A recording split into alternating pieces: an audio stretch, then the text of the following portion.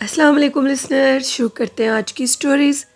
اللہ کا بابرکت نام لے کر جو انتہائی عالی رتبہ اور بہت جلیل القدر ہے۔ آئی ہوپ آپ سب لوگ بالکل ٹھیک ہوں گے اور میری طرف سے آپ سب کو رمضان کی بہت بہت مبارک ہو۔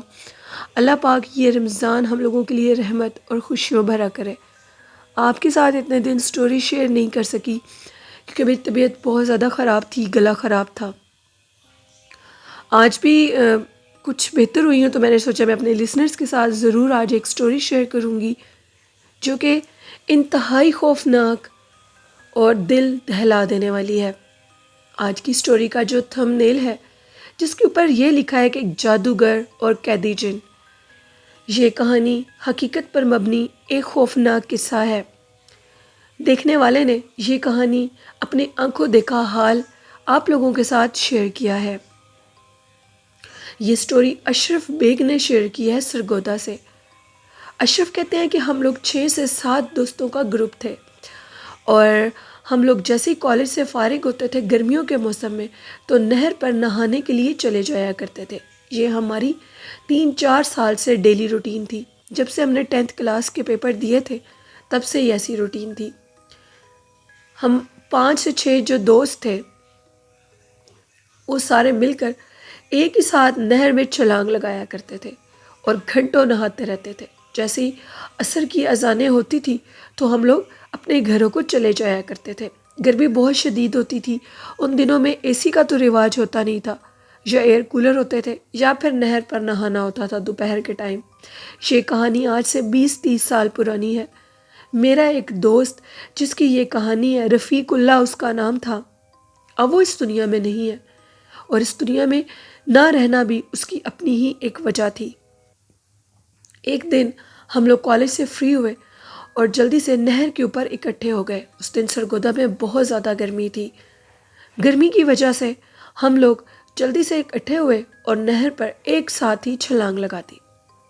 میرے دوست رفیق اللہ نے یہ کہا کہ جیسے ہی میں نے نہر کے اوپر اندر چھلانگ لگائی ہے تو ہوا میں میرے ماتھے کے ساتھ کوئی چیز ٹکرائی ہے، جبکہ پانی کے اندر ادھر ادھر کوئی چیز نہیں ہے، اور ہم نے اپنی آنکھوں سے دیکھا کہ اس کے ماتھے کے اوپر خون کا نشان تھا اور ہلکا ہلکا خون بہہ رہا تھا۔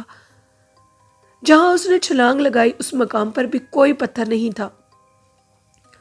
سب سے بڑی حیرانگی کی بات اس کا یہ کہنا تھا کہ اس کو یہ جو چوٹ لگی ہے یہ ہوا پہ لگی ہے، یعنی پانی سے تھوڑی اونچائی پر۔ اس کو محسوس ہوا کہ جیسے اس کا سر کسی چیز کے ساتھ ٹکرا گیا ہے۔ بس اسی دن سے پھر اس نے ایک مکروہ کام کرنا شروع کر دیا جو میں آپ لوگوں کو سنانے لگا ہوں۔ یہ کہانی میں آپ کو انہی کے زبانی سناؤں گی۔ اشرف کہتے ہیں، رفیق یہ تم کیا کہہ رہے ہو؟ میں بالکل ٹھیک کہہ رہا ہوں، باقی دوست بھی یہی کہہ رہے تھے کہ تمہاری غلط فہمی ہوگی، ضرور کچھ نہ کچھ پانی میں سے لگا ہوگا۔ ہم اس کے دل کو تسلی دے رہے تھے لیکن وہ اس چیز کو بالکل نہیں مان رہا تھا۔ کچھ دن کے بعد اس کی جو نیچر تھی وہ بالکل چینج ہو چکی تھی۔ اس کے مطابق نہر کے اوپر، پانی کے اوپر سطح پر ایک دنیا آباد ہے جس کو وہ اپنی آنکھوں سے دیکھ رہا ہے۔ ہمیں یہ بات تصوراتی اور ایک کہانی لگ رہی تھی۔ وہ کہہ رہا تھا، نہیں، میں ایک دنیا کو آباد دیکھ رہا ہوں جو کہ پانی کے بالکل اوپر ہے۔ اس کی یہ بات ماننے کے لائق نہیں تھی لیکن وہ مختلف چیزوں کا نام لے رہا تھا اور کافی حیران تھا اور یہ کہہ رہا تھا، میں جھوٹ نہیں بول رہا، یہاں پر بہت سی دنیا آباد ہے پانی کے اوپر، لوگوں کے گھر ہیں، لوگ چل پھر رہے ہیں۔ اس دن جو میرا ماتھا ٹکرایا تھا وہ بھی انہی کی گھر کی ایک دیوار کے ساتھ میرا ماتھا ٹکرایا تھا۔ سوچنے کی بات تو یہ تھی، اشرف کہتے ہیں، کہ اسی کے ماتھے کے ساتھ وہ کیوں ٹکرایا، ہمیں کیوں نہیں کچھ محسوس ہوا، لیکن جس کے اوپر وہ جو کچھ عیاں کر دیں یہ تو انہی کی مرضی ہوتی ہے جنات کی۔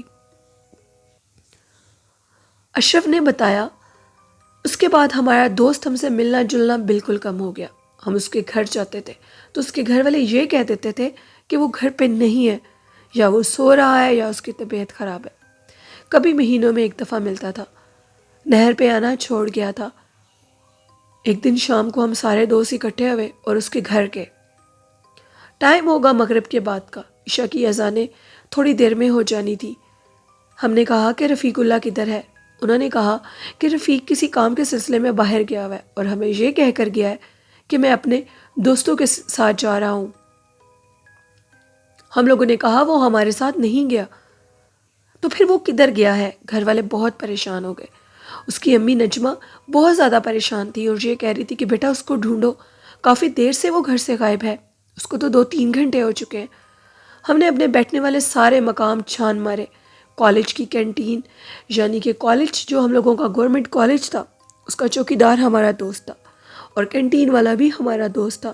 ہم لوگ اکثر شام کو کینٹین پر چلے جایا کرتے تھے، لیکن وہاں پر کچھ نہیں تھا۔ 1-2 اور دوست تھے، ان کے گھروں میں گئے، وہاں پہ موجود نہیں تھا۔ اب ایک جگہ اچانک میرے ذہن میں آئی اور وہ تھی نہر۔ باقی دوستوں نے کہا اشرف یہ تم کیا کہہ رہے ہو؟ وہ نہر پر کیسے جا سکتا ہے اتنی رات کو؟ مجھے نہیں لگتا کہ ایسا ہو سکتا ہے۔ میں نے کہا کہ تم مان جاؤ، ہو نہ ہو وہ ضرور نہر پر گیا ہوگا، ایک دفعہ دیکھ لینے میں کوئی حرج نہیں ہے۔ ہم لوگوں نے 3 موٹر سائیکلوں پر، ہم 6 دوست تھے اور ہم لوگ نہر کی طرف روانہ ہو گئے۔ جیسے ہی ہم لوگ نہر کی طرف روانہ ہوئے تو ہم کیا دیکھتے ہیں، کالے کپڑوں میں ایک شخص جھاڑیوں میں بیٹھا ہوا ہل رہا ہے، کچھ پڑھ رہا ہے اور اس کی بولنے کی آوازیں بہت اونچی اونچی آ رہی ہیں۔ نہر پہ اس ٹائم ڈر کے مارے کون جا سکتا ہے؟ ہم لوگ قریب گئے اور اس کے پاس جا کر موٹر سائیکل کو روک دیا۔ جیسے ادھر جا کر موٹر سائیکل روکا تو وہ رفیق اللہ ہمارا دوست تھا اور ہمیں یہ کہنے لگا چلے جاؤ ادھر سے، اگر میرے قریب آئے تو نقصان دے دوں گا۔ اس ٹائم اس کے چہرے کی رنگت سرخ لال تھی، آنکھوں سے سرخ انگارے نکل رہے تھے۔ اس کی حالت یہ دیکھ کر ہم لوگ اتنا ڈرے اور واپس چلے گئے۔ فوراً اس کے گھر میں جا کر ہم لوگوں نے اطلاع دی۔ اس کے گھر والے اس کو پکڑ کے لے آئے۔ بالآخر کچھ دنوں میں وہ بھی ناکام ہو گئے اور وہ ایک مکمل طور پر جادوگر بن گیا۔ پتہ نہیں اس نے یہ تعلیمات کہاں سے سیکھی، کیسے کی، ہمیں کچھ نہیں پتا۔ 3-4 ماہ کے بعد پتہ لگا کہ ہمارے ہی علاقے میں ایک خالی گھر میں رفیق اللہ رہتا ہے اور وہاں پر کچھ عملیات کرتا ہے۔ ساری رات اس کے گھر کے اندر سے ایک مرد کی رونے کی اونچی اونچی آوازیں آتی ہے، ایسے لگتا ہے کہ اس مرد کو کوئی بہت زوروں سے مار رہا ہو۔ ہم لوگ بھی گئے، ہم نے اپنی آنکھوں سے رفیق کو اندر پڑھائی کرتے ہوئے سنا، اپنے کانوں سے وہاں پر کسی شخص کے رونے کی آوازیں سنی۔ اس کے گھر والے اس سے بہت ملنا چاہتے تھے لیکن وہ کسی سے نہیں ملتا تھا، گھر کے اندر اپنے آپ کو بند رکھتا تھا۔ اس کی سب سے بڑی وجہ یہ تھی کہ وہ کسی جادو کے عمل میں پڑ چکا تھا۔ قریبی ایک شخص نے بتایا کہ کچھ دن پہلے میری اس سے ملاقات ہوئی تھی۔ محلے کا چین سکون تباہ ہو چکا تھا، جس کی وجہ سے ہم نے اسے پوچھا کہ آخر کون شخص ہے جو ساری رات روتا ہے اور وہ ہمیں سونے نہیں دیتا۔ بہت اصرار اور بہت سخت دھمکیاں دینے کے بعد یہ پتہ لگا کہ اس نے ایک جن کو قید کیا ہوا ہے اور وہ جن ساری رات روتا ہے۔ یہ اس جن کو نہر سے پکڑ کے لایا ہے۔ وہ ایک لڑکا جن ہے جو کہ اس کی قید میں آ چکا ہے۔ یہ اس کو اپنی قید میں لا کر اس سے جادو کے مختلف کام لینا چاہتا ہے، جس سے وہ انکار کرتا ہے کیونکہ وہ جن مسلمان جن ہے، عبادت گزار لڑکا تھا۔ وہ جن ایک عبادت گزار لڑکا تھا۔ ساری رات یہ اس جن کو مرتا تھا اور اس کی رونے کی اونچی اونچی آوازیں پورے محلے میں گونجتی تھی۔ لاکھ اس کو ادھر سے نکالنے کے باوجود وہ اس گھر سے نہیں نکل رہا تھا۔ بالآخر لوگوں نے اس کی جان چھوڑ دی اور اس کو اس کے حال اور آخرت کے جزا سزا پر چھوڑ دیا۔ اشرف کہتے ہیں کہ کچھ عرصے کے بعد ہمیں پتہ لگا کہ اب گھر سے آوازیں آنا بند ہو چکی ہیں۔ ہم نے کچھ دن پہلے اس کے گھر سے ایک لڑکے کو دیکھا جو کہ بالکل 16-17 سال کا تھا۔ اس کے چہرے پر مار کے بہت سے نشانات تھے۔ اس کا رنگ پیلا زرد تھا، سبز لباس میں تھا وہ شخص، اور جلدی سے اس کے گھر کے اندر سے نکل گیا۔ کچھ لوگوں کے مطابق وہ گلی کے کارنر پہ جا کر غائب ہو گیا۔ اس دن کے بعد ہم نے اس کے گھر سے آوازیں نہیں سنی۔ اب اشرف کہتے ہیں کہ ہمارا یہ پہلا کام تھا کہ ہم گھر کے دروازوں کو توڑ کر اس کے تک جائیں۔ ہم نے گھر کے دروازے توڑ دیے، دروازے توڑ کر اندر تک گئے تو کمرے میں ایک ڈھانچے کی حالت میں، جس کے اوپر گندے کالے رنگ کے سیاہ کیڑے چل رہے تھے، وہ اور کوئی نہیں تھا، وہ ہمارا دوست رفیق تھا، جس کے اوپر کالے کیڑے اپنا قبضہ کر چکے تھے، اس کے جسم کو کھا رہے تھے۔ اس کا جسم گل سڑ چکا تھا، بدبو گندے تعفن کی وجہ سے پورا محلہ ہمیں اس کام کے لیے بلا کر لایا۔ اس کے بعد ہم نے اس کی ڈیڈ باڈی کو بڑی مشکل سے اٹھایا، اس کے گھر تک لے کر کے، اس کے گھر والے بہت روئے اور آخر میں یہ کہنے لگے کہ یہی اس کا انجام تھا، اور اس کے بعد اس کو دفنایا گیا۔ اتنی گندی بدبو تھی، یہ انجام تھا جادو کا لسنرز۔ اشرف کہتے ہیں کہ یہ انجام ہے جادو کا۔ جادو چاہے آپ کسی کو نقصان پہنچانے کے لیے کریں، کسی کو تکلیف پہنچانے کے لیے کریں، چاہے کسی لیے بھی، اس کا انجام برا ہے۔ جادو ہر حال میں اللہ پاک نے حرام قرار دے دیا ہے۔ اس لیے لسنرز، یہ سٹوری تھی اشرف کی۔ اشرف نے بتایا کہ جادو حرام ہے، بالکل حرام ہے جادو، چاہے اسے آپ کسی سے بدلہ لینے کے لیے کریں، کسی نے آپ کے ساتھ برا کیا ہے، آپ وہ سوچ رہے ہیں برا کیا، اللہ جانتا ہے کس کے ہاں کس نے کیا اچھا کیا اور کیا برا کیا۔ اس لیے اپنے آپ کو اس شیطانی مکروہ دھندے سے بچا لیں۔